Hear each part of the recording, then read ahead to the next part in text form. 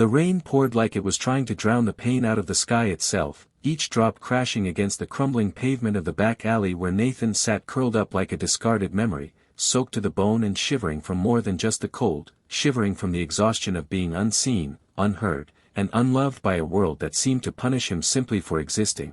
At 28, he had known more rejection than most see in a lifetime, born to parents who were never really present, tossed around the foster system like an unwanted package, left to fight through abuse, neglect, and loneliness, only to age out into a world that offered nothing but closed doors and blind eyes. He had worked hard at a small family-owned restaurant, washing dishes until his fingers bled, grateful just to have something to hold on to, until a fire took the place down, and with no savings, no family, and no safety net, the fragile structure of his life collapsed once again, leaving him homeless on the unforgiving streets of a city too busy to care. Day after day, people passed him without a glance, some looked away in pity, others in disgust, but none saw the human being beneath the dirt, the beard, the worn-out clothes, or the haunted eyes that still remembered what it was like to hope. He tried shelters, but many were violent or full, and after having his backpack stolen, his last connection to his sister who had died of an overdose in a group home years earlier,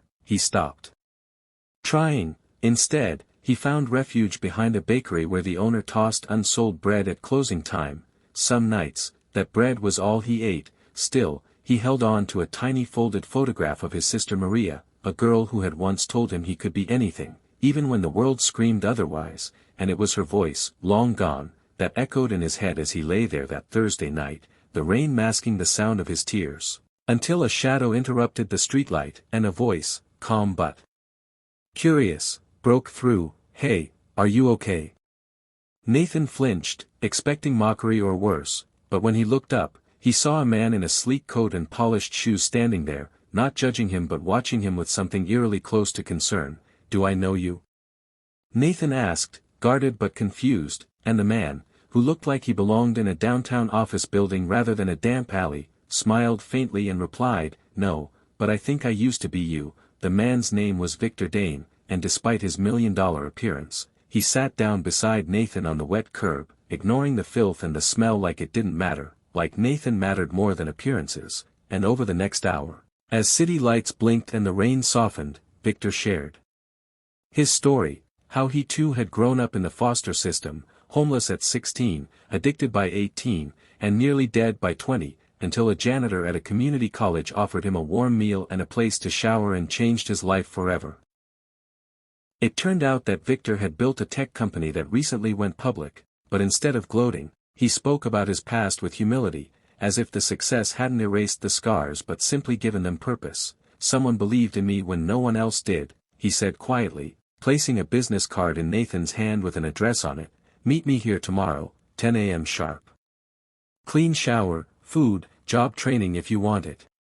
No pressure, but the door's open." Nathan had heard false promises before, but something about Victor felt different, not just because of his money, but because of the way he looked at him, like he saw a future in him that Nathan himself had stopped believing in. That night, Nathan couldn't sleep, the business card clutched in his hand like a lifeline, and as dawn broke, he stood outside the glass doors of a sleek building with "Rising Second Chances Foundation" engraved in gold letters. True to his word, Victor greeted him personally, introduced him to a small team who treated Nathan with dignity, not charity, not pity, but as someone who simply needed a new shot. The next weeks were surreal: daily meals, clean clothes, counseling sessions that made Nathan cry for the first time in years, and job training that reawakened parts of his brain long numbed by survival. He discovered a passion for digital marketing, storytelling, and app development, and Victor personally mentored him, pushing him not just to survive but to dream again.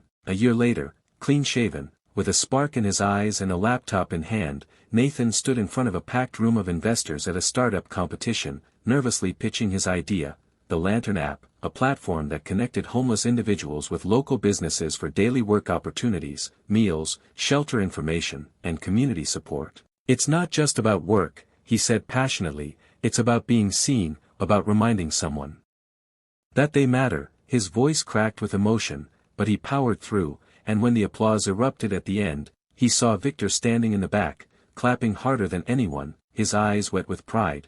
Nathan won the competition and the funding, and Lantern became more than just an app, it became a movement, rolling out in city after city, changing thousands of lives through dignity and connection. He hired former homeless individuals as community leaders, partnered with nonprofits and churches, and even convinced city councils to adopt new compassionate policies using Lantern's data. Yet even with his growing success, Nathan never forgot the alley, the cold bread, or the moment someone chose to sit beside him instead of walking by. And in every interview, speech, or podcast, he told the story of how being rejected by the world didn't break him, it prepared him to be chosen, not just by a millionaire, but by purpose itself. Years later, as he walked into a boardroom to pitch Lantern's national expansion, he carried with him not just a business plan, but hundreds of letters from people whose lives had changed because of a single choice, a hug, a meal, a job, a hello, and when a new recruit asked him how it all began, he smiled and said, "It began the moment someone looked at me and didn't see a homeless man. They saw me." The recruit, a young woman named Sky, had her own story of rejection, and Nathan leaned in and added, "And now I see you," because he knew now what he didn't back then. Compassion is a ripple, and when thrown into the dark waters of despair, it doesn't just make waves, it saves lives, rewrites destinies, and brings us back to the truth we often forget, that we're not meant to walk alone. And sometimes the richest people in the world are those who have known what it's like to have nothing, but choose to give everything they have so others can rise. And as Lantern lit up across America, city by city, alley by alley, Nathan didn't just become a success story, he became a symbol of what's possible when kindness refuses to quit, when broken hearts still dare to dream, and when just one person chooses to say, "I see you, and you matter."